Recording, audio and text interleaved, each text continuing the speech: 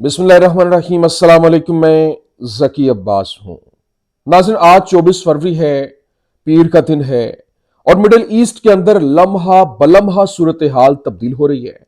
जिस तरह से हमने देखा कि गुज़श्ता रोज सैयद हसन नसरुल्लाह की नमाज जनाजा में पूरी दुनिया से तकरीबन 90 ममालिक से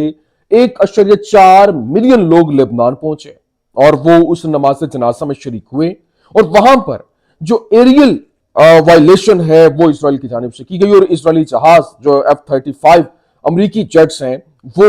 लेबनान की फिजा के अंदर घुसे और उनकी जानिब से स्ट्राइक्स करने के हवाले से खबरें जो है वो गर्दिश कर रही थी और वो पूरी तरह से तैयार थे अवाम को दहशत ज़दा करने के लिए। लेकिन आगे से जिस तरह से रिटेलिएशन हुई, जिस तरह से लेबनानी मज़ाहमत की जानिब से वो अपने ड्रोन्स का रुख जो है वो तल अबीब की तरफ मोड़ दिया गया और 600 ड्रोन्स जो चलाने का हुक्म जो है वो जारी कर दिया गया कि अगर किसी तरह से एक स्ट्राइक भी होती है तो ये रद्द-ए-अमल आएगा। लेकिन अब जनाब वाला पूरे का पूरा मंजरनामा तब्दील हो गया है, क्योंकि वहां पर जो नमाज जनाजा तो अदा कर दी गई है, लेकिन इस वायलेशन के बाद अब लेबनान की जानिब से खुलकर एक जस्टर दिया गया और उन्होंने ऐलान कर दिया कि वो जो 5 उनके शहर हैं जिनके ऊपर इसराइल जो है वो आके अंदर तक दाखिल हुआ बैठा और कंट्रोल हासिल किए बैठा है, वो आजाद करवाने का उन्होंने ऐलान कर दिया। और ये किसी और ने नहीं, पहले तो हिजबुल्लाह लड़ रही थी और हिजबुल्लाह की जानिब से ये हमले किए जा रहे थे। जिस तरह से गुज़श्ता रोज उसने पावर शो किया और सबने देखा कि कितनी बड़ी तादाद में उसने दिखाया कि हमारे असलहा ये है, उसने असलहा की नुमाइश की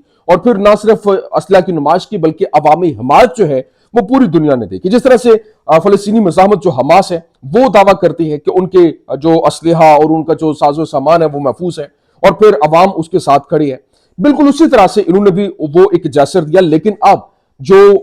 हिजबुल्लाह इस मैदान के अंदर उतरती दिखाई नहीं दी, बल्कि लेबनानी जो फौज है, लेबनानी सदर की जानिब से यह हुक्म जारी किया गया और बाकायदा तौर पर उन्होंने कहा कि वो अपने 5 जो शहर है वो आजाद करवाएंगे और फेल फोर करवाएंगे। ये क्या मामला ये आपके सामने रखना है। और फिर ना सिर्फ ये बल्कि शाम, मिस्र, लेबनान, ईरान, यमन, ये एक नया मुहाज जो है वो खुल चुका और 5 अतराफ से इसराइल को निशाने पे लिया क्या है, जबकि फलस्तीनी रियासत के कयाम के ऊपर एक बड़ा फैसला जो है वो आ गया है। और यहां यूं समझ लें कि मुखालिफिन को बदतरीन शिकस्त का सामना करना पड़ा है। किस तरीके से वो जो इसराइल के हिमायती थे वो उसके खिलाफ हो गए हैं। वो जिस तरह से कहते हैं ना कि मैंने कहा कि लम्हा बलम्हा सूरत हाल बदल रही है, जो दोस्त है वो दुश्मन बन रहा है, जो दुश्मन थे वो दोस्त बन रहे हैं। वो आप देखें तो पिछले 100 साल से हमने देखा कि जो फलस्तीन है, फलस्तीन की रियासत के ऊपर कोई उस तरह से बात नहीं हो रही और ग्रेटर इसराइल की जब बात होती थी, ग्रेटर इसराइल की बात होती थी। लेकिन हमने देखा कि जो बरतानिया है, जो फ्रांस है, वो यहां तक कि इसराइल की हिमायत में लड़ने के लिए यहां तक पहुंच गए और उनकी जानिब से भरपूर तरीके से उनकी हिमायत का ऐलान भी किया गया और वहां इसराइली गवर्नमेंट को सपोर्ट करने के लिए बरतानवी वज़ीर आज़म असलह के जहाज में वहां पर उतरा था। लेकिन अब वो स्टेप बैक होते हुए दिखाई दे रहे हैं, जबकि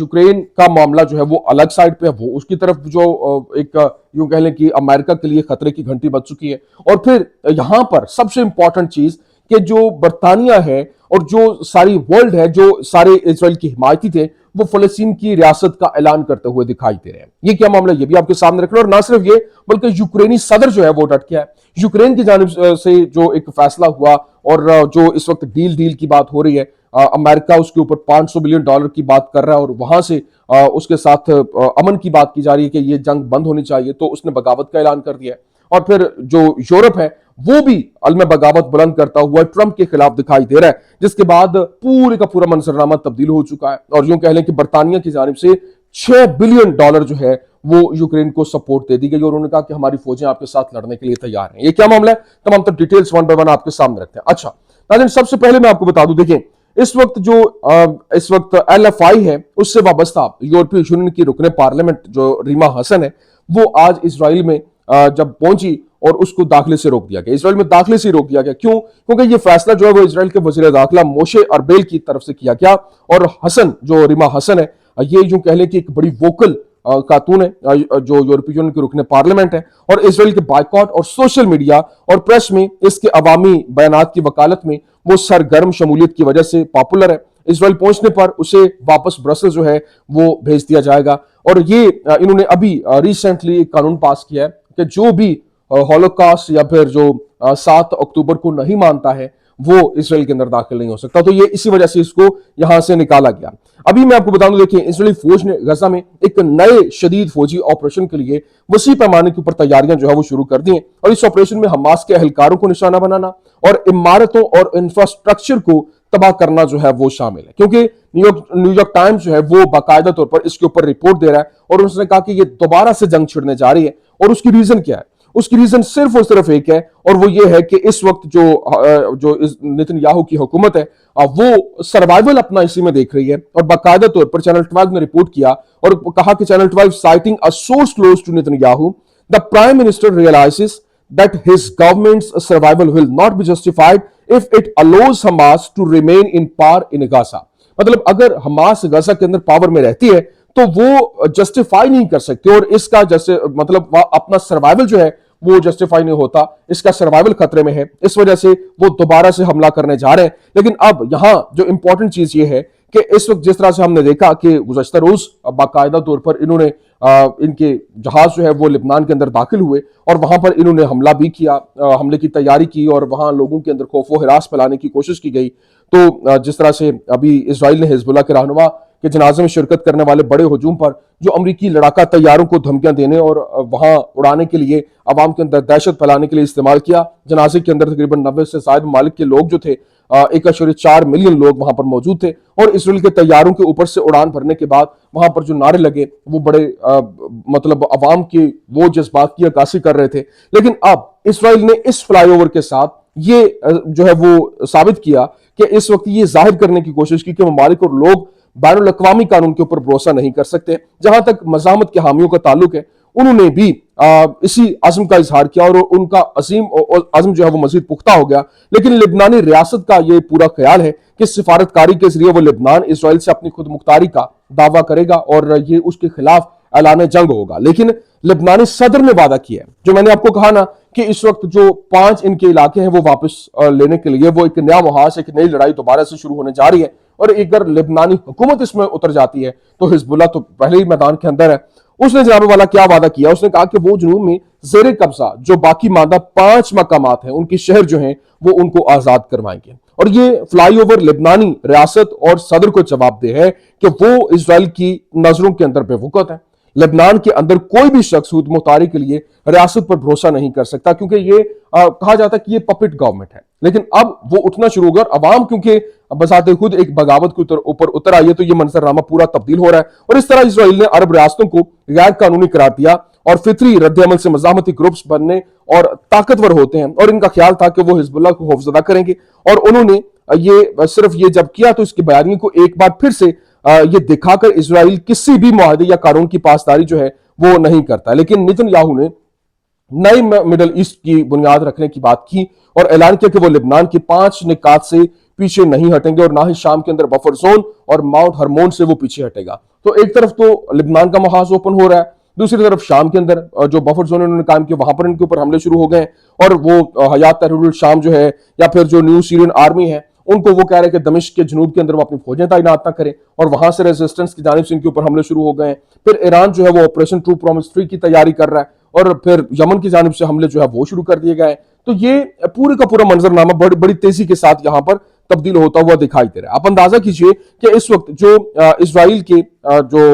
وہاں پر وزیر ہیں اور ان کی حکومت کا اہم ترین نمائندہ یائر گولان، اس کی جانب سے کیا کہا گیا؟ اس نے کہا کہ اسرائیل is facing the most serious existential crisis in its history۔ مطلب اسرائیل اپنی تاریخ کے اندر پہلی بار اتنے بڑے ایگزسٹینشل کرائسس کے اندر جا رہا ہے کہ ان کو اپنے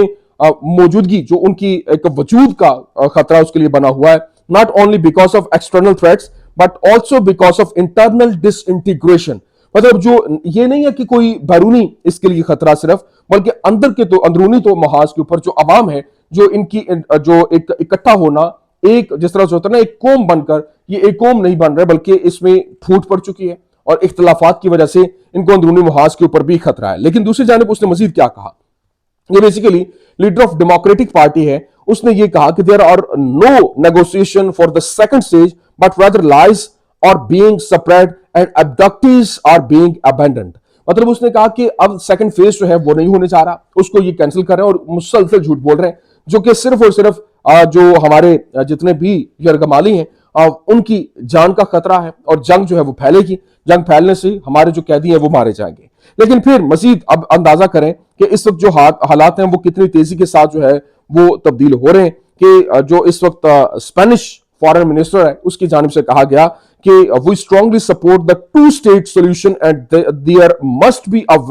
viable Palestinian state with East Jerusalem as its capital. مطلب اسپین نے یہ اعلان کر دیا, اس نے کہا کہ ٹو اسٹیٹ سولوشن ہی اس کا حل ہے, مطلب اس کے علاوہ کوئی حل نہیں ہے, دو ریاست ہونی چاہیے. اب یہ تو نہیں کوئی کہے گا کہ صرف اور صرف ایک ریاست ہونی چاہیے وہ فلسطین کی, نہیں, وہ مطلب جب ٹو اسٹیٹ کی بات ہو رہی ہے تو پھر فلسطین کی آزادی کی بات ہو رہی ہے. اب دنیا جو مان رہی ہے کہ اس کا ایسٹ یروشلم جو ہے وہ کیپٹل ہونا چاہیے, تو اس کے لیے جو حالات ہیں وہ بہت تیزی کے ساتھ بدل رہے ہیں. اور پھر جو گوترس ہے اس کی جانب سے بھی یہی سٹیٹمنٹ جاری کی گئی اور اس نے کہا کہ deeply concerned about the escalation of violence in the West Bank by settlers, violations and calls for annexation. مطلب وہ یہ واضح طور پر کہہ رہے ہیں کہ حالات اتنی تیزی کے ساتھ بدل رہے ہیں کہ وہاں پر وائلیشنز ہو رہی ہیں, سیٹلرز جو ہے وہ ویسٹ بینک کے اندر جو وائلنس ہو رہی ہیں ان کے لیے مزید ایسکیلیٹ کرتے ہوئے دکھائی دے رہے ہیں, حالات کنٹرول سے باہر ہوتے دکھائی دے رہے ہیں. پھر ceasefire in Gaza is fragile and we must avoid renewed hostilities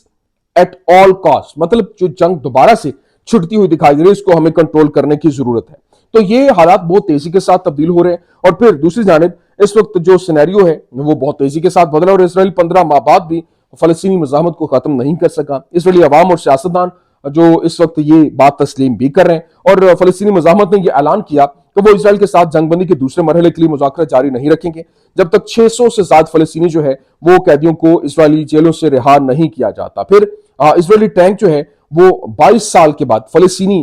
waste bank کے اندر جو ہے وہ گھس گئے ہیں, وہاں پر داخل ہو گئے ہیں اور اب ایک نیا محاذ جو ہے وہ چھڑتا ہوا دکھائی دے رہا ہے کیونکہ ویسٹ بینک میں حملے شروع ہو چکے ہیں. رفح پر حملہ ہوا, ڈرونز جو ہے وہ ڈرون سٹرائکس ہوئے اور وہاں پر جو ٹینکس ہیں ان کے ساتھ بھی گولے برسائے گئے. تو یہ اب باقاعدہ پریزیڈنٹ آف ایجپٹ جو ہے اس نے کہا کہ he will save Palestine for atrocities of Israel. مطلب وہ فلسطینی ریاست کو جو ہے وہ بچائیں گے اور اگر کسی قسم کا کوئی خطرہ ہوتا ہے تو وہ آن دا فرنٹ ہوں گے. لیکن اب جو ایک طرف تو یہ محاذ چل رہا ہے, دوسری طرف جو یوکرین ہے وہ جناب والا یوکرینی صدر جو ہے وہ ڈٹ گیا اور امریکہ کو صاف انکار کر دیا گیا, ایک عالم بغاوت بلند کرنے کی مترادف ہے, جبکہ برطانیہ کی جانب سے یوکرین کو $1 بلین بھیجنے کا اعلان کیا گیا اور برطانوی وزیر اعظم سٹارمر نے یوکرین کے لیے مزید $5.6 بلین کی فوجی امداد کا اعلان کیا ہے اور اس نے کہا کہ ہم یورپی اتحادیوں کے ساتھ یوکرین میں افواج کے ساتھ حصہ لینے کے لیے تیار ہیں. ٹرمپ نے یہ ایک اور موقع جو ہے وہ پیدا کر دیا ہے. پھر جو زیلنسکی ہے اس نے کیا کہا, دیکھیں Zelensky says that he received only $100 billion in US aid as grant, not a loan. مطلب وہ یہ کہہ رہے ہیں, زیلنسکی نے کہا کہ انہیں صرف اور صرف $100 بلین کی امداد بطور گرانٹ ملی ہے, قرض کے طور پر نہیں ملے. پھر اس نے یہاں پر مزید کہا کہ we don't recognize Ukraine's $500 billion debt to the US. اس نے کہا کہ ہم یوکرین کے امریکہ پر $500 بلین کے قرض کو تسلیم نہیں کرتے ہیں.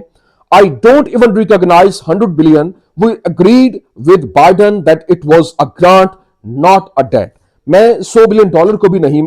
پہچانتا, اس کو بھی ریکگنائز نہیں کرتا. ہم نے بائیڈن کے ساتھ اتفاق کیا کہ یہ گرانٹ تھی, قرض نہیں تھا. اور نہ صرف یہ بلکہ ٹرمپ نے یورپ کو یوکرین کے جو اوپر جو ایک جنگ بندی کو تسلیم کرنے کے حوالے سے اگریمنٹ پر دستخط کرنے کے لیے 3 ہفتوں کا وقت دیا ہے اور اس کا اعلان یوکرین کے MEP میکا التولا نے کیا اور اس کے الفاظ نیوز ویک نے یوں نقل کیے. اس نے کہا کہ جس میں لکھا ہے کہ نائب ٹرمپ کی تجویز کردہ امن معاہدے کا حوالہ دے رہے ہیں اور التولا نے مزید کہا کہ اگر ہم نے ایسا نہیں کیا تو امریکہ یورپ سے نکل جائے گا. اور پھر یہاں پر US threatens to shut off Elon Musk Starlink if Ukraine won't sign minerals deal. مطلب جو منرل ڈیل ہے جو $500 بلین کے حوالے سے ہے وہ جناب والا یہاں پر کرنے کا بھی فیصلہ ہوا اور انہوں نے دھمکی دی کہ اگر یوکرین یہ ڈیل نہیں کرتا ہے, یہ منرلز جو $500 ارب کے منرلز ہیں اس کے اوپر پہلا حق ان کا ہونا چاہیے, تو جو ایلون مسک کا اسٹار لنک نیٹ ہے وہ یوکرین کے اندر بند کر دیا جائے گا. اور یہ حالات بہت تیزی کے ساتھ ہو رہے ہیں جس کو زیلنسکی کی جانب سے ریجیکٹ کر دیا گیا ہے. اور پھر اب جو سچویشن ہے وہ بہت تیزی کے ساتھ تبدیل ہو رہی ہے اور فار دا فرسٹ ٹائم جو سچویشن ہے وہ تبدیل ہوئی اور یہاں پر رشین فارن منسٹر جو